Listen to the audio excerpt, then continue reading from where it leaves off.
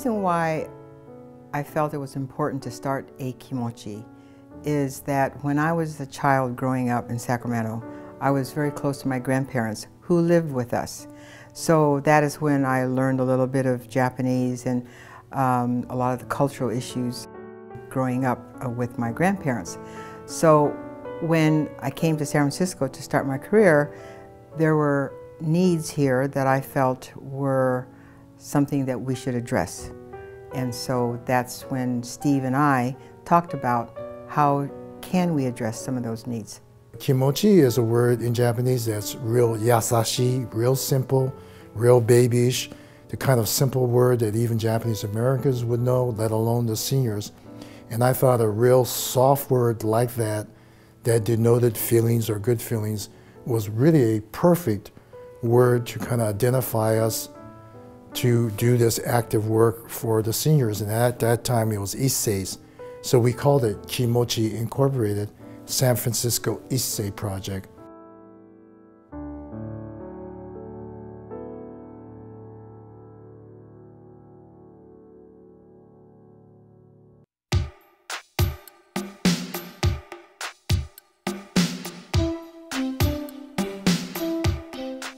The way we started the organization was with all volunteers, and there were like 10 of us who would meet on a regular basis to talk about organizing it. And at that time, we were all very young, and we felt that if there's a need, then we should do something about it. My attitude, and I read this with the 60s, was this was our time. And ain't no one gonna tell us differently. And with the understanding or armed with history, you know, what happened at camp, what happened with discrimination, what happened to our grandparents. You know, you make those kind of principal vows that we'll never go to camp or social justice will prevail. It's real interesting how you do that, but it's interesting how you do your interpretation of that. So for me, part of that was Kimochi Senior Center. And how they reacted to our starting the organization was very skeptical, because they felt that we were a bunch of kids not knowing what we were doing, and you know, they just wanted to see if we were for real. Once we opened up our first site, which was the Kimochi Lounge in the Japanese Trade Center, they kept kind of walking by and kind of peeked in, but they didn't want to come in. And so we really had to build the rapport and the trust with them. And once we were able to do that, then it was all right, because then they knew that we were serious and that we were just not fly-by-night. Hey, how you guys doing? Hi, how are you? Good, good. I think the most proud I am of the organization is our ability to keep our ear to the community needs. We don't say the organization will decide what the needs are, but the people who are being served, the seniors, should decide what they need. They let us know what they need. They tell us what their needs are, and then we create those programs around the needs.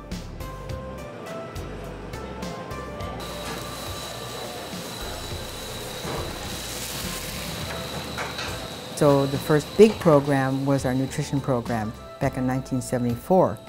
At that time, we were actually a pilot program in the state of California to provide an ethnic meal. And we wanted to prove to the state that it's important for every ethnic senior group to have the food that they're used to. And it's very important as people get older to have that food that they're familiar with. After that, it was transportation. So we needed to get some vans. We needed to have drivers.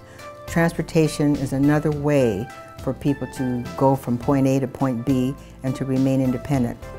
Kimochi as an organization has always had the philosophy of trying to support seniors to be able to stay in their community, stay in their own homes as long as possible, and avoid institutionalization. Thank you. You're welcome. Thank you.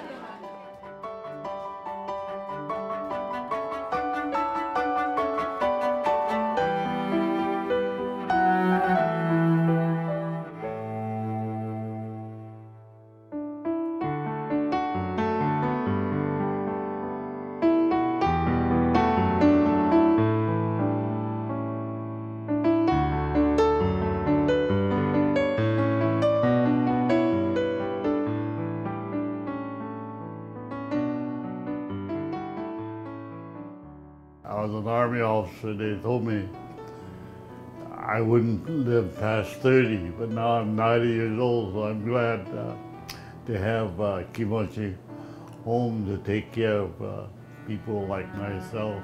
They feed me, allow me to do my laundry, and give me the medicine that I need. I'd recommend it. And I think if you're asking for anything better than Kimochi, you better start looking, or they're going to run out of space. Mrs. Yukiko Hamai is 102, and she's one of our centenarians. She's been living here at Kimochi Home for 5 years. One of her hobbies is flowers, so she has many flowers and plants in her room. And when she was a little girl, she remembered one day an elderly lady came up to her and gave her a flower. And ever since then, she's loved flowers. How many grandchildren do you have? Grandchildren 5. 5. Wow. You have great-grandchildren too? 3. 3. Mrs. Tameko Shijo is 107 years old and has lived here at Kimochi Home for 6 years. She seems to really enjoy it, and I think a lot of it has to do with the fact that she made the decision herself. It wasn't her family, it wasn't her relatives. She herself was in control of her own destiny. Well, I think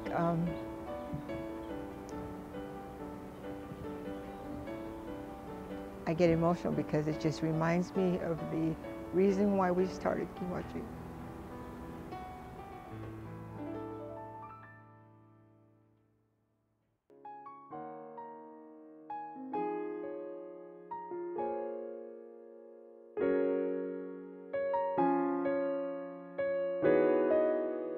When we first started the organization, you know, we were kind of like the odd couple because I'm very conservative.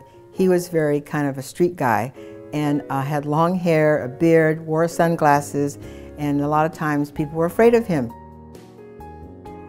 I always regard Sandy as the most important influence in Kimochi that was able to stabilize the organization through all of our developmental years, like the building of the Kimochi Home, the licensing of it, the operation phase of it.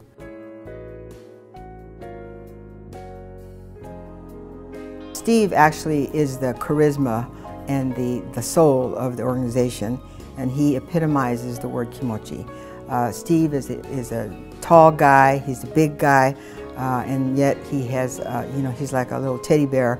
He has a heart of gold, and he's got the Kimochi, which is the feeling. She is one of the strongest individuals that I know that is a really great advocate for seniors and particularly our individuals.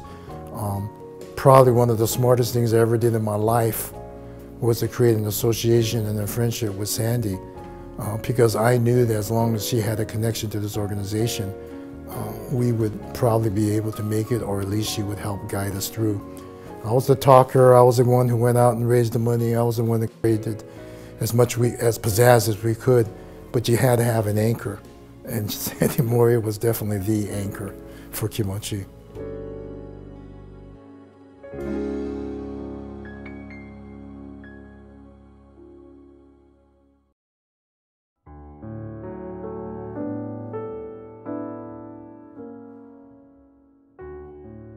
I feel that any senior can get services from Kimochi. It doesn't have to be a particular nationality. We serve anybody in the neighborhood, and this neighborhood certainly is very diverse now. It's not all Japanese at all. Anybody who walks through our doors should be treated the same, with respect, with dignity, and with Kimochi. The future is interesting because there is a discussion as to what our Japanese American community is going to look like. I hope that in terms of providing services for seniors, that we baby boomers are part of that with our children looking for an organization like Kimochi to provide those kind of answers. I know that we've done some good things. I know we've changed people's lives or have affected it. I know that people have had a better look at life or the support of it in terms of our services. So I'm very proud of that.